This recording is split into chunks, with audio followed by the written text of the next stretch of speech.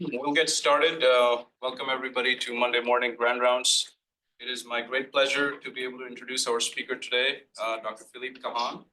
For many of us, he doesn't need any introduction. He's a neurologist, and neurophysiologist, and university professor at Grenoble University and Hospital in France. He's the director of the Grenoble Hospital Federation of Clinical Neurosciences and is in charge of their clinical epileptology group.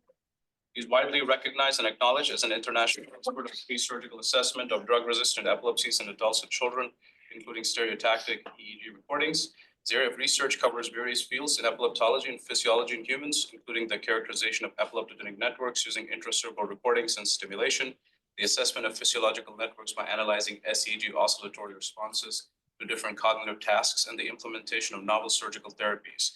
He's an associate editor of the International Journal Epileptic Disorders, and he's a co-director of annual Asian, European, and North American SEEG training courses. He has authored hundreds and hundreds of articles in international journals and has been invited to give conferences in more than 280 international seminars and meetings. Thank you, Dr. Kahane. We can get started. Okay, good morning, everyone. So may I share my slide? Yeah. Yes, sir. Yeah. Should work. So do you see it? Yes, we can see if you put it in presenter mode.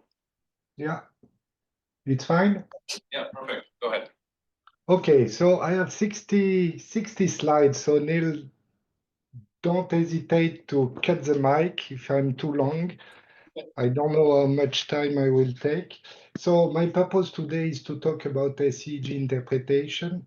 And to start, so I have no conflict of interest. And indeed, as usual, to start, I will go through a case because it will illustrate, I think, nicely the way to do when looking at SEEG. So she's a 31-year-old left-handed female. She has no significant past history, and she started having seizures at the age of 12. She has normal neurological exam. She has comorbidity, mainly migraine. And she's seizing a lot daily and much more frequency during sleep than during wakefulness. And she has a precipitating factor stress or sleep deprivation and periods. So she's under, of course, anti-seizure medication. She has tried a lot. And the seizure semiology is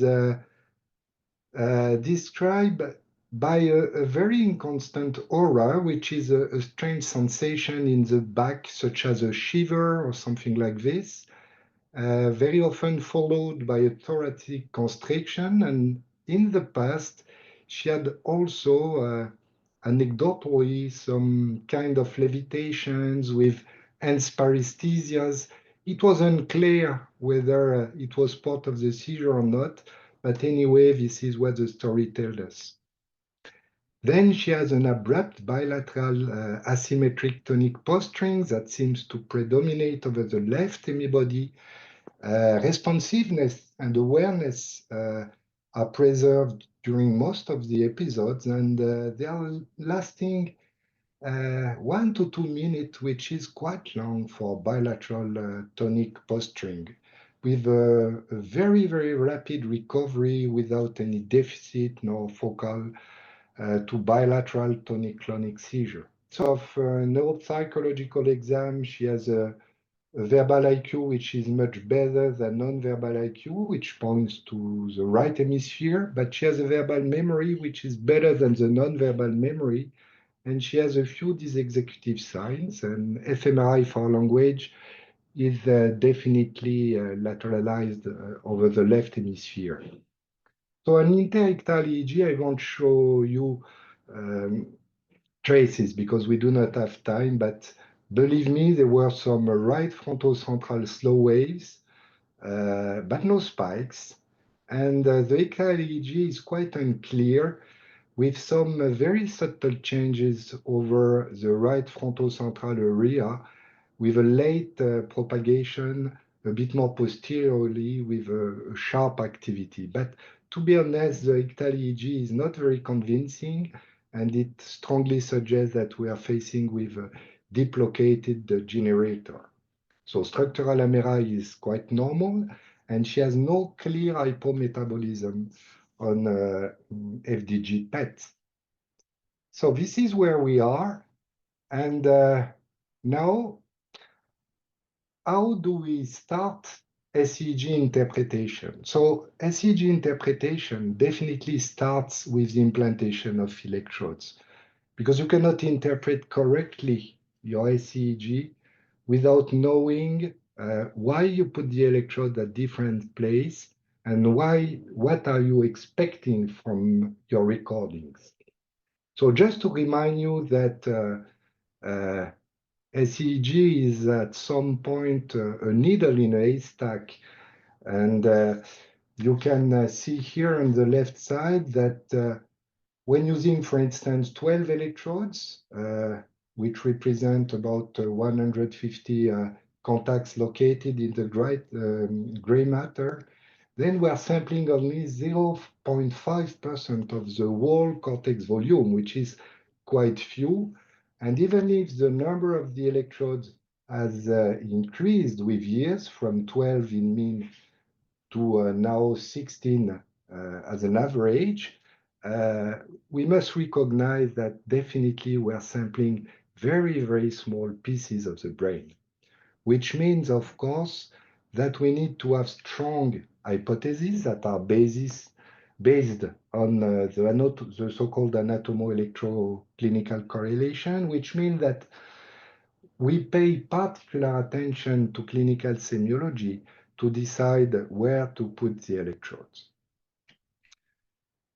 And this is crucial, of course, because if you have in mind an hypothesis where your seizure are starting in that part of the brain, then spreading in this other part of the brain to produce the seizure semiology, if you have in mind also that the same semiology can be produced by discharge that start elsewhere with different spreading pathway, but with a common final way to produce semiology, then you need to put your electrode not only within these all networks, but also outside to be sure that you will be able to delineate which is normal from what is abnormal. So and of course, SEEG studies widely vary from one case to another, and this is an important problem when interpreting SEEG, because of course, the way to interpret your SEEG signal will vary depending on the cortex region that you're sampling, depending on the underlying substrate, and depending on the network which is involved during the seizures. So each patient is unique, and this is something that you need to bear in mind each time you're looking at an SEEG. So if we are coming back to our patient, the semiology suggests, I think that you will accept this, that the premotor cortex is probably quite involved during seizure evolution, not only the SMA region, but also the pre-SMA and the so-called cingulate motor area, which is just below these two areas. Of course, we need to know whether the primary motor cortex is involved or not, and what about the dorsal premotor cortex? And we have to keep in mind also what the patient tells us at seizure onset, this shiver in the back that could suggest the involvement of the insular cortex, in as much as he reported in the past having bilateral and paresthesia. Regarding the feeling of levitation that she described at the onset of her epilepsy, we need to take into consideration that the temporoparietal or temporoparieto-occipital junction could be involved too. And then based on these different hypotheses, of course, you will put your electrode accordingly, and this is what we did in that case. So what is the basis now of SEEG interpretation? So mainly the idea is to be systematic and to have a framework which is quite strong, not to mix what is belonging to epilepsy, what is spikes, what are lesional zone, but to distinguish those different areas that are named historically the lesional zone, which mean slow waves and background alteration of SEEG activities, the irritative zone, which is a region which is producing paroxysmal activities, not only spikes, but also fast paroxysmal activities, and the epileptogenic zone, which is a region which is produce the seizures and from where you can elicit seizures by direct cortical stimulation.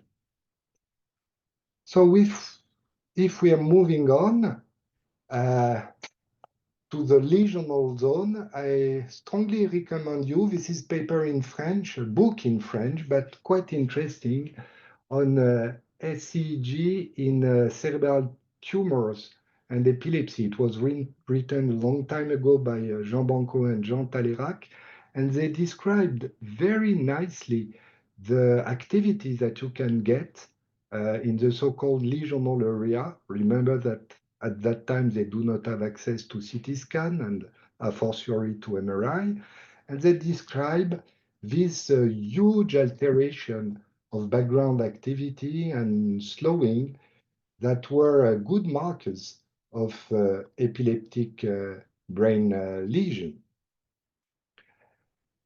Of course, when looking at these slow waves and background abnormalities, you do not have to pay too much attention to those of slow waves that are recorded in the first 2 days of implantation, because this is quite usual, especially in regions such as the orbitofrontal region or the temporal neocortex. And you have to wait a bit to be sure that your slow waves are really relevant. So the lesional zone is definitely presuming a macroscopic alteration of neural tissue that you can see or not now on MRI. And this is an example here of a patient with a DNET in the opercular region. And you see here on those leads, L prime and prime, that are exploring the lesion, that there is no background activity. This is an electrical silence. And of course, this huge abnormality of the background may explain that the seizure discharge cannot be as nicely visible as in other situations. So this is an important point to raise, that the background activity may influence the way that your seizure will emerge when they will occur.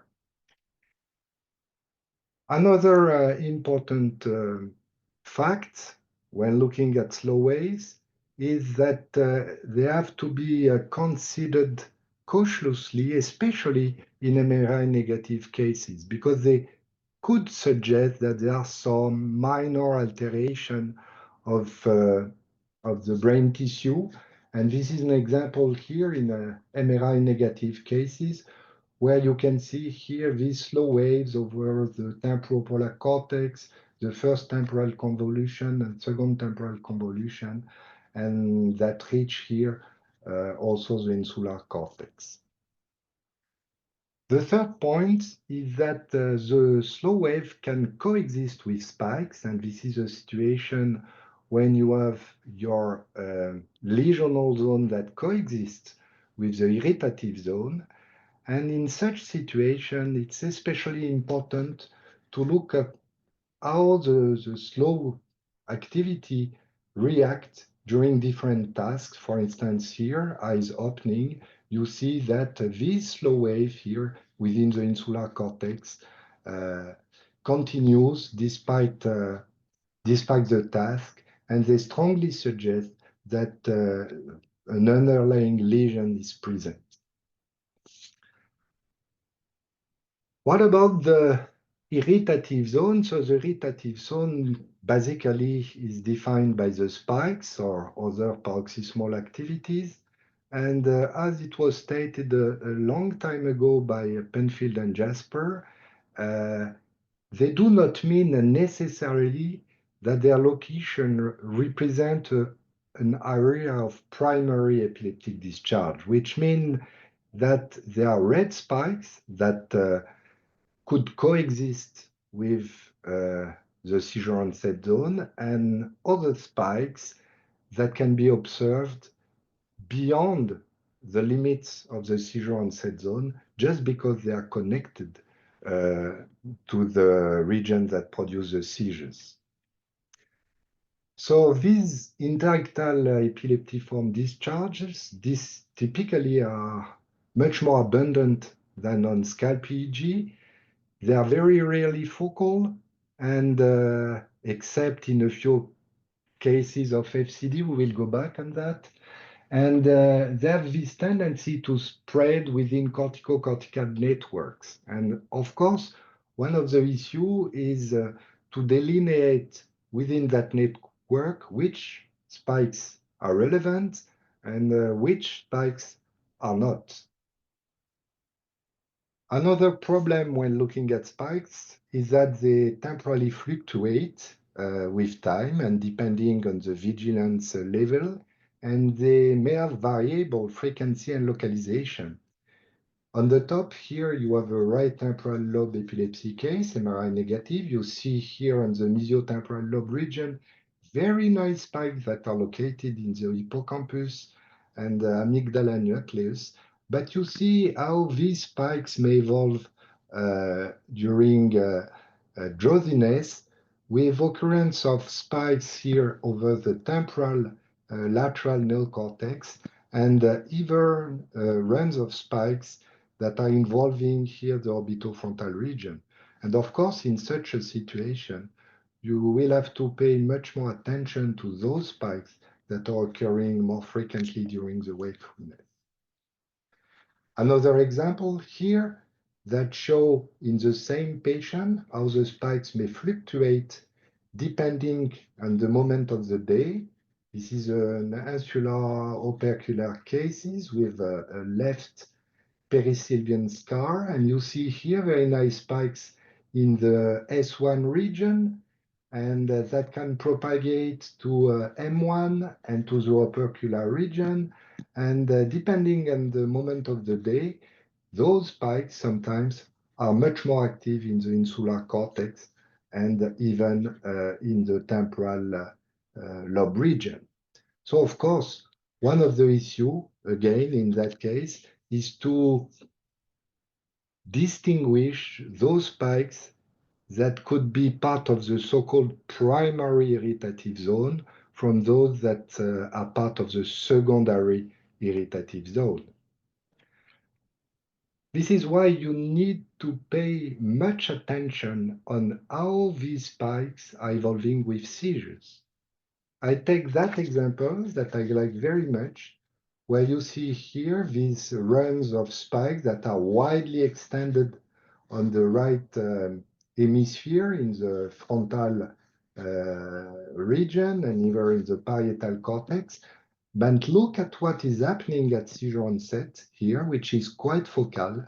All these spikes are disappearing. What does that mean? It means that those spikes, for instance, here in F1, pre-SMA, or parietal cortex, are related to the epileptogenic region, but are not able to produce per se any seizure discharge. So they are part of the so-called secondary irritative zone. The reverse happens here, where you see here, this is a temporal lobe case here, when you have a number of spikes here in the basotemporal cortex and in the lateral temporal neocortex. And you see that these spikes does not vanish when the seizure starts and during the seizure evolution. And this is a clear red flag that those spikes could be independent from the epileptogenic zone and could be what Hans Luder named the potential seizure onset zone if you take into consideration only the region from where seizure starts. Something which is important is to recognize those patterns of paroxysmal activities that are relevant for delineating the epileptogenic brain tissue. One which is quite famous and well known is the so-called subcontinuous paroxystic intracranial EEG pattern. I show you here an example with this continuous spiking activity here, very well located in only a few spots of the anterior part of the insular cortex. Sometimes this pattern can be a bit more extended, but clearly related to the extent of the focal cortical dysplasia, which is the most frequent underlying histological substrate in those cases. You have to take into account that this pattern evolve depending on the vigilance states, and this is quite classical to see how those spikes that are relatively focal during wakefulness becomes to be quite extended during sleep. And again, you have to go back to the wakefulness state to better delineate which is the most prominent region for producing those spikes. Sometimes you have to be quite attentive when looking at your SEEG activity, and this is here a tuberous sclerosis case where you see, of course, a number of spikes that are widely extended over the right temporal parieto-occipital cortex here, over all these electrodes that are circled in white. But if you're carefully looking at your SEEG trace, you can see this continuous spiking activity here, which is quite typical of an FCD-like pattern and which is quite focal as compared to the extent of the other interictal abnormalities. And in that case, the seizures were indeed starting from that region. Another pattern that has to be recognized during SEEG is the occurrence of these paroxysmal fast rhythms that may be superimposed to background rhythms or sometimes superimposed on slow waves, and that are quite good markers of the epileptogenic region, especially when they are recurrent, as in that case here, well located in the opercular region. Sometimes they can be intermixed with spikes and intermingled with major background abnormalities with this suppression activity of the SEEG trace. And again, this is quite suggestive of an underlying focal cortical dysplasia.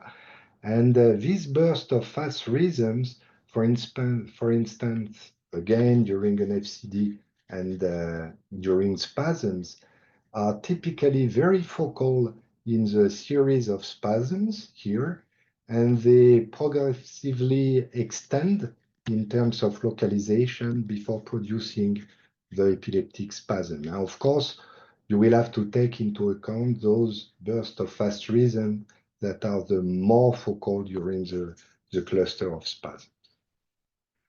So if we are coming back to our patient, and we are looking now at the interictal EEG abnormalities, you immediately see here on that trace that you have this huge slowing intermixed with some sharp activities, which is located over the V electrode that explore the right TP junction. This is the tip of the Sylvian fissure here, and you can see how prominent is this slow alteration of the background rhythm of SEEG activity.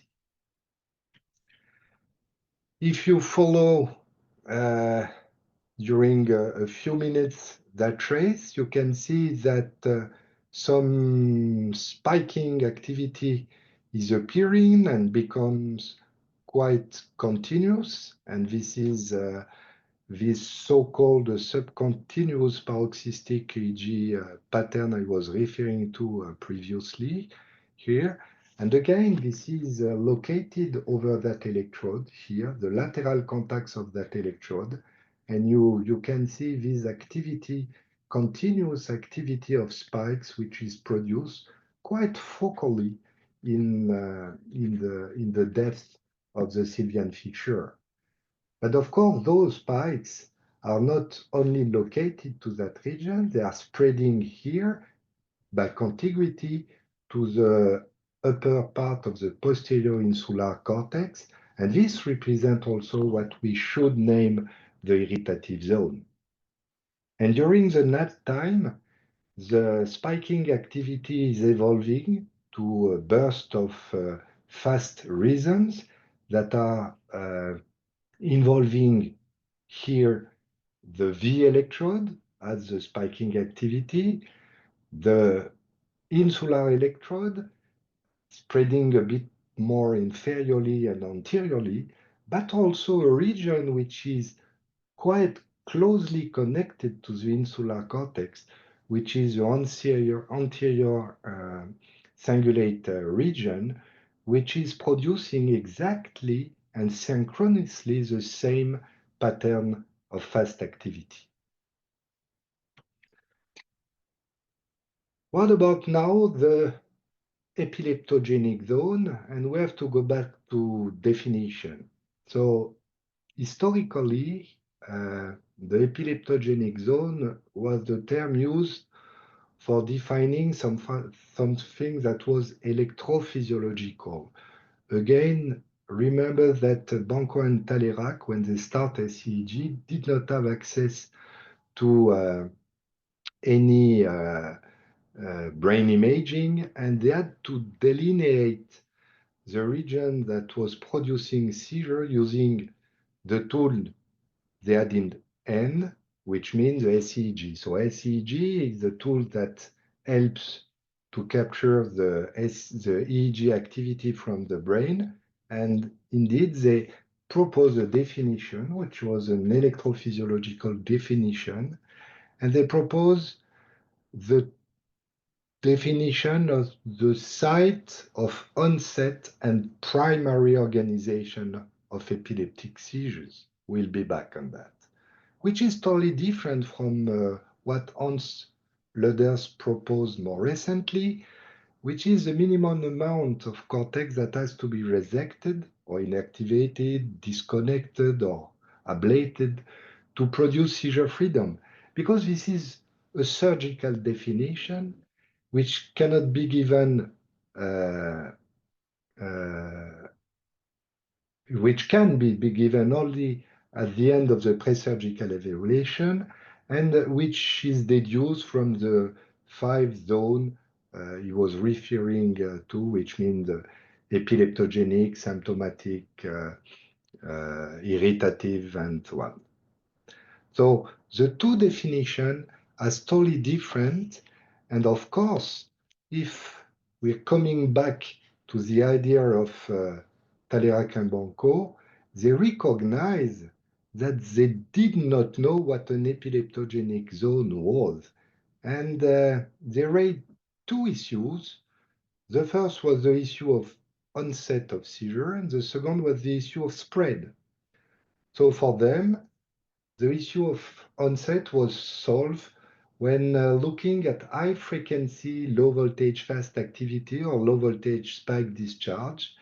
That for them was said to be an essential clue of the source with respect to the electrode for most of the focal epilepsies they were facing with. And they recognize also that the term early was quite vague, since it mixed the concept of seizure spread with the concept of extent of the primary focus. So in their mind, the epileptogenic zone was something that was unclear, defined by the recording of seizures, not only spontaneous, but also induced by electrical stimulation. And they acknowledged that they had to pay attention to the seizure onset and especially fast activities. And also they have to better delineate what they name the spread of the seizures. That's why they were using primary organization, and we will go back to this.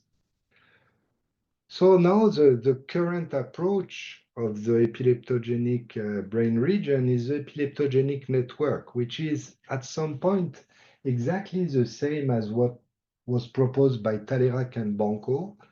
So in that model that was proposed first by Fabrice Bartholomei a few years ago, in that model, there is a so-called epileptogenic zone network, which is made on a nictal onset region and an early spread. And the characteristic of this whole network is that is firing with high frequency activities, which mean activities in the beta or gamma range.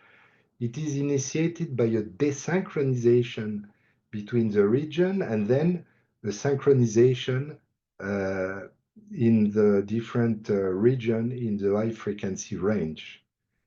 Then the seizure propagate in another network, and this propagation typically is done with activities that are in slow frequency range, that are alpha, theta, delta activity. And this is this propagation network which explain the most of the clinical sign that you can observe during an epileptic seizure. So at some point, that's a bit bizarre because our reasoning is mainly based on seizure semiology, but seizure semiology is not produced by the region which is seizing at onset, and rather it is produced by the region which are involved late during seizure evolution and in a slow frequency pattern. Anyway, the fast activity at seizure onset is definitely an epileptogenic zone hallmark, and this has been nicely showed in that paper coming from the Marseille group, where they look at all the seizure onset patterns that they could record in focal epileptic patients, and they found that the most frequently encountered pattern at seizure onset was a pattern with fast activity, which does not mean that all those patterns were starting with fast activity, but those patterns at some point were mixed with fast rhythm very early in seizure evolution. What is interesting is that when they were looking at seizure outcome in those patients, the best outcome were obtained in those of patients who exhibit at seizure onset the pattern with fast activity. And this was especially true with this very, very specific pattern of FCD, which is a burst of polyspikes followed by a low voltage fast activity, where almost all the patients that exhibited that pattern were cured after surgery. This is, of course, an issue when looking at SEEG onset patterns, because the pattern strongly depends on the underlying substrate. So I show you before how FCD is able to produce a very specific pattern. For instance, the pattern in mesiotemporal lobe sclerosis will be totally different with the hypersynchronous pattern of spikes followed by fast activity. And this is something that we have to bear in mind when looking at a SEEG trace. Anyway, whatever the underlying substrate, we have to pay special attention to these fast activities during seizure evolution. And this is the reason why there are a number of groups that have started to use signal processing techniques to try to extract from the SEEG signals those fast rhythms that are occurring at seizure onset. The second point, which is quite important, is that we have to think when looking at an epileptogenic zone as an assembly of areas that are firing in the same high frequency range, and this with its relative internal time lags, which means that all these regions here that are firing in the same frequency range, whether they're involved at T0 or later, has to be considered as being part of the epileptogenic zone.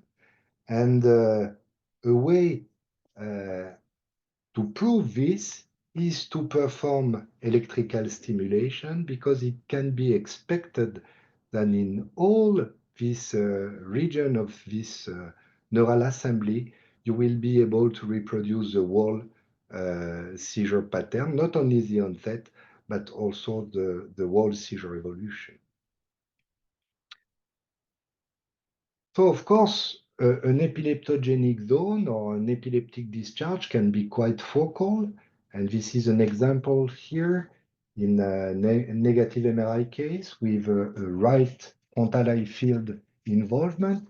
You can see here that you have a very focal onset with all the characteristics that you have to keep in mind when looking at a seizure discharge. You have continuous spiking activities that precede the burst of polyspikes and then the low voltage fast activity. The ictal onset is associated with a disappearance of all the spikes within the cortex. The low voltage fast discharge evolves mainly over the same region. And you can see here, that's a bit subtle, but believe me, it's true. You have an electrical silence, which is at the same place.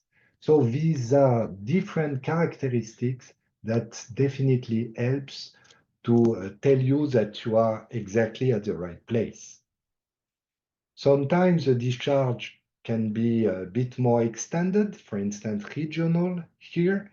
And you have to keep in mind, again, that there are different biomarkers that can help to distinguish which is the most epileptogenic region. If you're looking only at the low voltage fast activity, you can see here that it will be difficult to disentangle which is the most epileptogenic. Is it the mesial premotor cortex here on the top, or is it the posterior insular cortex here in the lower part of the figure?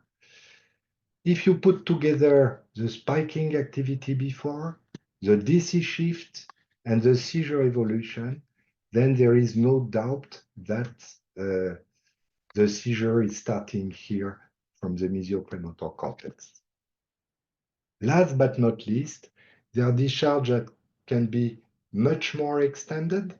And again, even if they are very extended, you can see that there are some biomarkers that can help to distinguish which region is the most epileptogenic. And in that case, this is this DC shift or high amplitude slow waves with a superimposed fast activity, which is a marker that can help to define that indeed the first temporal convolution and the insular cortex are the regions that are the most prominently involved by the seizure discharge. So if we are coming back to our patient and looking now at the ictal recordings, this is seizures, the way it starts. The patient clinically present a stiffening here a few seconds after. And you see here a very nice discharge, which involves not only the V electrode here on the posterior part of the Sylvian fissure, but also the anterior cingulate cortex. And the discharge is quite simultaneous in both regions. And then it spread very quickly in the same frequency range in the SMA region here over the A electrode. So we have a network at seizure onset, which is quite extended, starting from the TP junction lateral up to the mesial premotor cortex.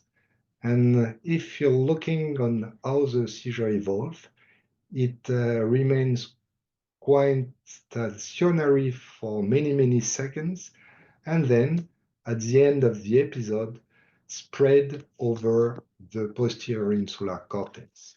So this is a widely extended discharge that seems to involve prominently our V electrode.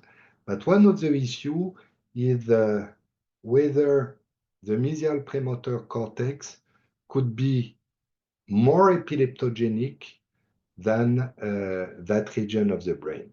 So a way to answer to that question is to perform electrical stimulation. So how do we do electrical stimulation in SEEG? Typically, we're using bipolar phasic direct cortical stimulation, and we have to pay attention to use safe stimulation parameters. I've seen so many cases where stimulation parameters are not well adapted.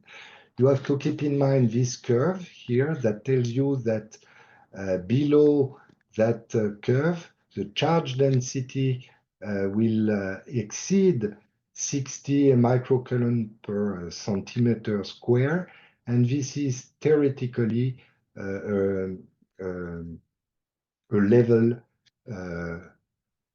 from which you can have some risk of damaging the brain. So be aware of that and use parameters that are safe for your patient. So the way we do in our group, but it can be different elsewhere, is that we start stimulation at the day 1 or 2. We are using first low frequency stimulation, so 1 Hertz during 40 or 30 seconds, 0.5 milliseconds of pulse width. Usually we are not using more than 5 milliamps. And we are stimulating all the contacts of all the electrodes in order to get also some information regarding cortico-cortical evoked potentials. So this kind of stimulation is typically the one that can be applied in low threshold areas, not only for producing symptoms, but also for producing seizures, which mean in the motor cortex and in regions that are extremely sensitive to stimulation, such as the FCD regions or the mesiotemporal lobe region. Conversely, we are doing 50 Hertz stimulation, high frequency stimulation, usually on day 3 and 4. And this is a stimulation procedure which is applied on all bipolar leads of the visual montage, and that helps for functional mapping, associative cortices, and also seizure elicitation, but a bit more difficult to interpret because of the extent of the artifact during stimulation. And then anti-seizure medication withdrawal is done after the stimulation procedure. So doing this way, it avoids to have false positive responses during stimulation, and it's probably more reliable than stimulating during anti-epileptic drugs withdrawal. So what we just need to keep in mind regarding stimulation is that it helps a lot for functional mapping, and it has brought a number of information on the human functional brain anatomy and consequently on the seizure semiology, because it helps a lot for localizing some symptoms of epileptic seizures. Usually, during a SEEG, a language mapping is considered as being not as reliable as during subdural electrode monitoring, which is not true. And there are papers now that have demonstrated that indeed the method is valid, safe, and reliable for defining the language in cortical areas. Of course, we need to improve the stimulation protocols because the way we are looking at the patient during stimulation procedure is quite rudimentary. And then we will shift from phrenology. I mean, I stimulate that part of the brain, which means that that part of the brain produces symptom. And we have to move to a network analysis, which means I stimulate that part of the brain, which disturb a much more extended network. And this is this that has to be taken into account.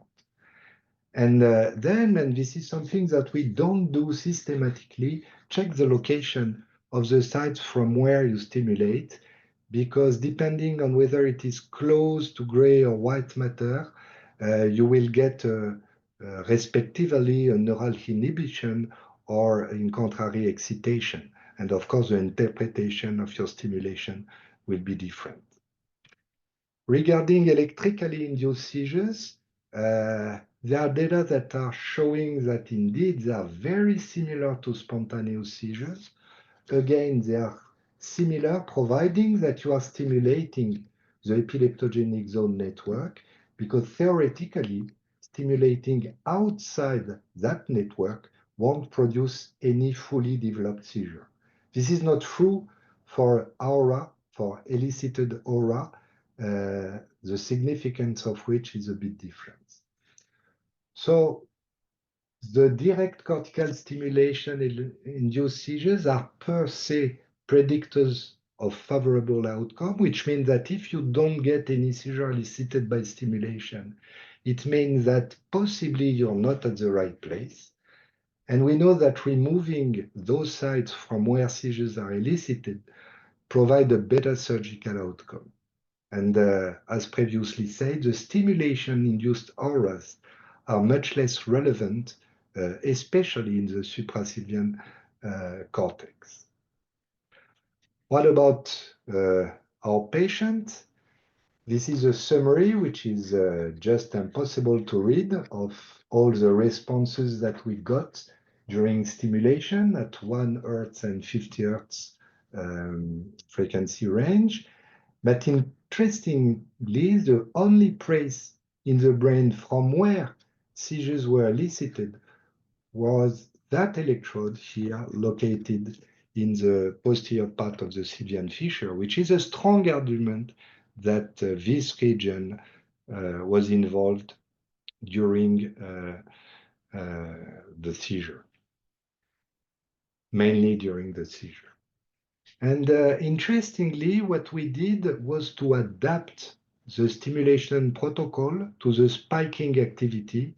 So this continuous spiking activity was around 2 Hz, and we stimulate at 2 Hz. We did not get anything at 1 Hz, nor at 50 Hz, but at 2 Hz, we got a very nice seizure discharge here with this prominent involvement of the V electrode, but also on the anterior cingulate and of the insular cortex. So we are able, by stimulating, to reactivate the whole seizure network, which is a strong argument to think that this region that was stimulated was at the core of the epileptogenic zone network. So this is a summary of our patient with the different zones, the lesional, irritative, and the epileptogenic zone. So definitely the lesional zone was involving the V electrode here. And interestingly, when coming back to the PET scan, you can see here a very, very small spot in this part of the posterior Sylvian fissure that, of course, we totally missed when looking at the data before SEEG. The irritative zone also involves the same region, but there are other spikes that could be part of the secondary irritative zone that are involving the insular cortex and the anterior cingulate region. The epileptogenic zone, based on spontaneous seizure, involves the V electrode, but also quite prominently the mesial premotor cortex and later the insula. And finally, the direct cortical stimulation-induced seizure helped us to decide which part of the brain was the most epileptogenic. So when putting all this information together, you can take the decision to focus your surgery on that region here, and this is what was done now more than 5 years ago. And the resection discovered on histology that it was an FCD type 2B. We have now 5 years of follow-up. She has had a few seizures in the first 2 years after surgery. Then she had a few auras during the following year and nothing now for 2 years. She's totally seizure-free, and the medication has been reduced. Now we are starting to reduce the levetiracetam, and EEG is quite normal. So this is, of course, an ideal scenario. This is not always like this, but I think it's a good illustration on the way we have to look at a SEEG. So what is the message to take home? SEEG interpretation definitely start with the electrode implantation. If you're wrong with your implantation, you will be wrong with the interpretation of the SEEG signal. And it relies mainly on this very solid framework to evaluate what we name the lesional zone, the irritative zone, and the epileptogenic zone. Of course, interestingly, you can compare the lesional zone with the results of the MRI or with the SPECT, or interictal SPECT, or with your interictal FDG PET. You can compare your irritative zone with the data coming from high-resolution EEG, MEG, or fMRI EEG. And just I remind you that you have to look very carefully to the occurrence of this continuous pattern of spike activity, or to these paroxysmal fast activities I showed you, because they are quite reliable marker of the primary irritative zone, which means the one which is closely related to the epileptogenic zone. You have to look carefully also at the fast seizure onset patterns, because they are quite reliable to delineate the so-called epileptogenic zone network. And don't forget that you need to stimulate during a SEEG at low and high frequency to try to reproduce or to elicit the whole seizure pattern, which is able to reactivate the whole seizure network. And I will end now, and thank you very much for your attention.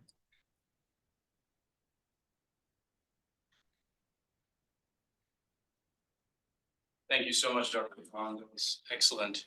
We'll see if we have any questions in the hall. Yes, Dr. Prof. Yes, we could.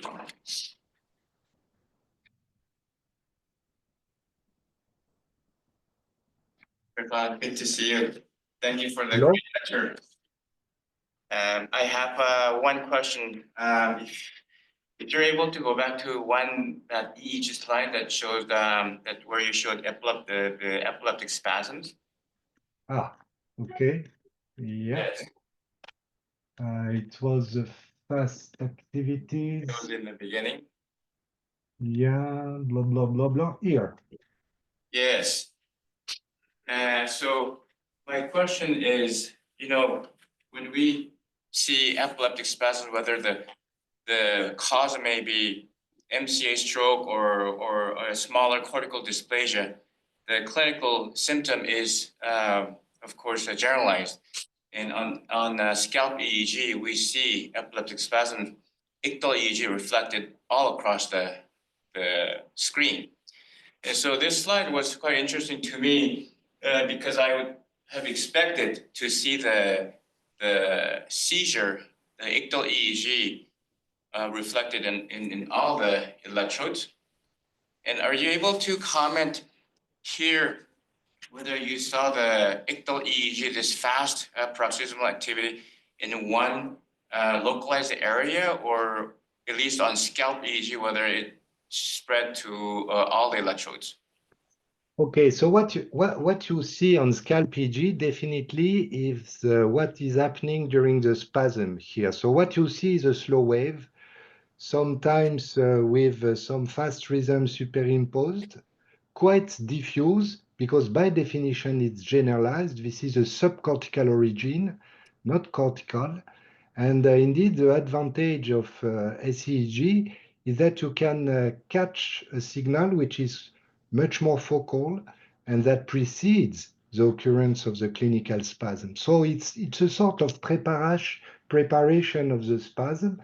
So this building of activity that becomes more and more prominent, and then at one point, it is reflected in a clinical symptom, which is a spasm, because it activates a network which is not only cortical, but also cortico-subcortical. I don't know if I answered to your question.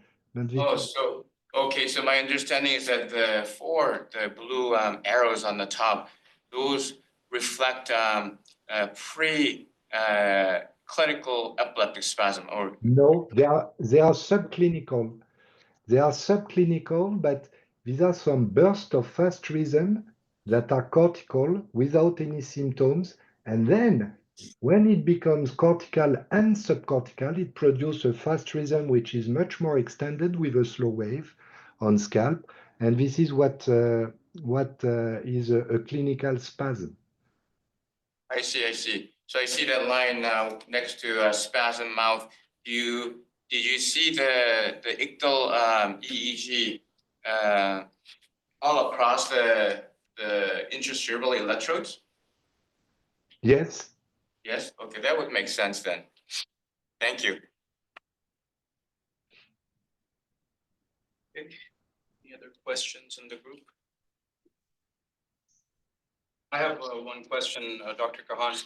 So when you were discussing the concept of the epileptogenic zone network, for example, as proposed by Professor Bartolome, which includes the early spread zone with the onset zone. When I was reading the original paper, they did, I think, comment on a time limit, and you kind of showed it in one of your cartoons, where you see the going from A to D, A to C within a few seconds. Have you noticed that in your practice that this early spread zone does fall under a certain time limit of recruitment, like, for example, let's say within 10 seconds? No, I mean, there is a paper on that topic saying that it was a review paper or meta-analysis paper saying that indeed, I think if I remember, 12 or 13 seconds could be a good marker for deciding that before it is early and after it's late, which has no sense at some point, because there are some seizures that last, I would say, only 2 seconds. And then, of course, the term early and late has no sense. So again, the internal time lag of the epileptogenic zone can vary depending on the cortex region. For instance, in the suprasylvian territories, this is usually all but one phenomenon, which means that all the regions that are part of the epileptogenic zone are seizing simultaneously, which is totally different in the mesiotemporal lobe region, for instance, where sometimes you may have 10, 20, 25 seconds of evolution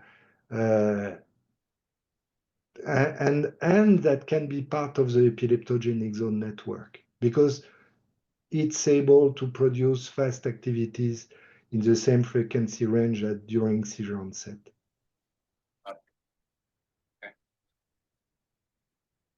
Yes, then. I have a question, but I don't know. Oh. You can either come up or I can repeat it. Yeah, Go you ahead. can repeat it. Go ahead. So my question is if in the interictal, because Professor Kahane explained us how in SEEG you like kind of need like a seizure to actually recognize from the interictals which was the actual ictal zone or the epileptogenic zone. If there is any significance when you just look at the interictals or any sign you can see in the interictals for you to know which one is the epileptogenic zone, or do you need a seizure?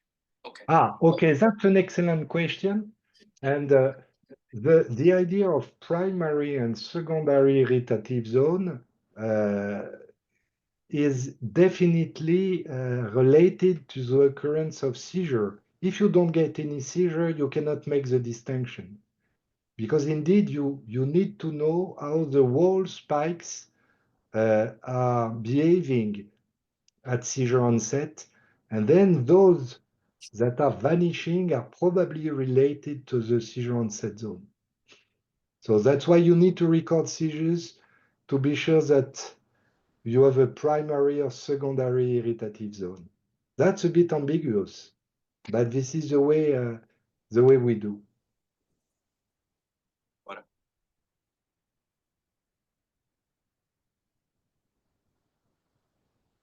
Hello, Professor Kahane. This is Guadalupe. Thank you very much for taking the time. It was a very, very nice presentation with very good information. You know, going back to the epileptogenic zone and the seizure onset zone, looking at the example on the patient you showed us, when you show her seizure onset zone, yeah, right there. I think this is a very good illustration. We can see some reflection of that ictal activity in the lower part of the page, in the last few electrodes, but those areas do not evolve over time, exactly. That area, when you keep going forward, it really doesn't evolve until later on when the seizure spreads on. Two more slides on, and sometimes we can see some of this onset, and it's when that area doesn't clearly evolve, and it's not the maximum, we essentially should not take that as the seizure onset. Is that correct? Yeah, I mean that's probably the most important thing to keep in mind. Thank you, Goda. I mean, indeed, imagine that we don't have the rest of the trace, and you only have that lower part of the trace, and you follow it here. You see that it evolves, and then it will be involved quite nicely. And then it starts indeed with the spikes, and you could say, okay, we are not so far away, but probably we are close to the region which is seizing, which is not the case. This is the antero-inferior part of the insular cortex, which has nothing to see with the epileptogenic zone. So what you point is extremely important.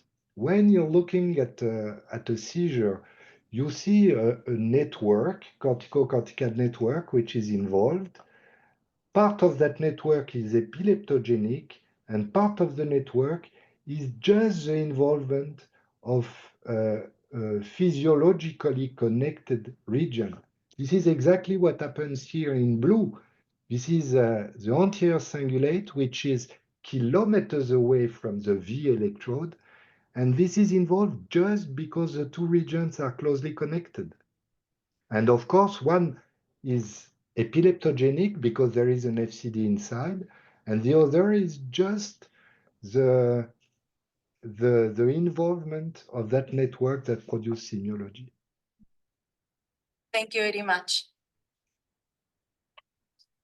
Yeah, Could you go back to that previous slide that showed the epileptogenic zone network figure, please? Which one? No, right before this slide. Yes. Yeah. Yes, That that one. Yes.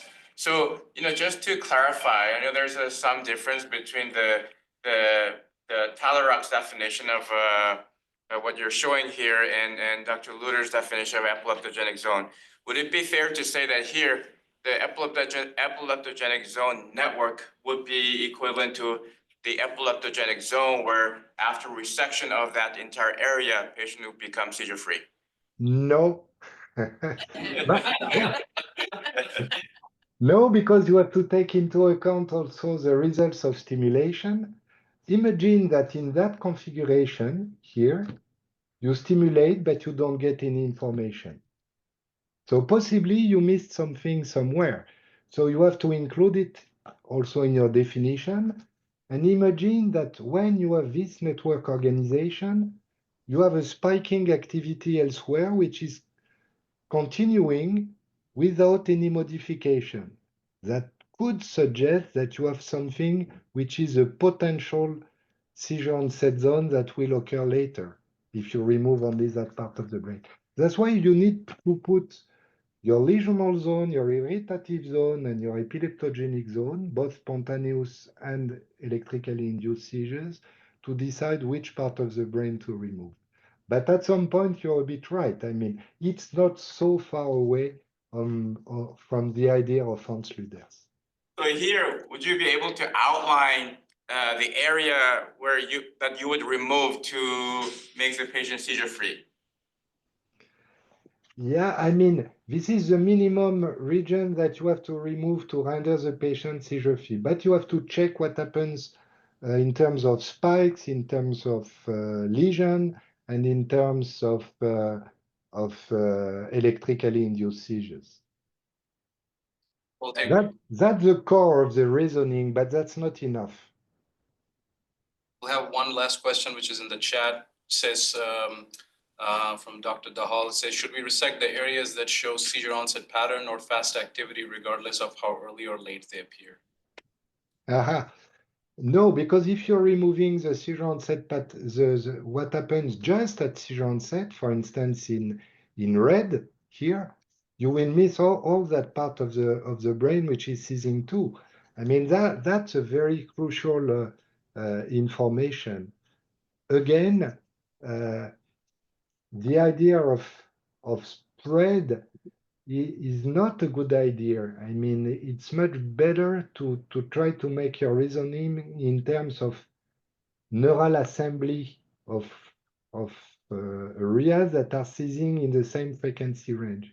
I know it's very difficult to explain, but definitely this is the way we do, and it's not so complicated. Thank you so much, Dr. Kahane. That was outstanding. Thank you.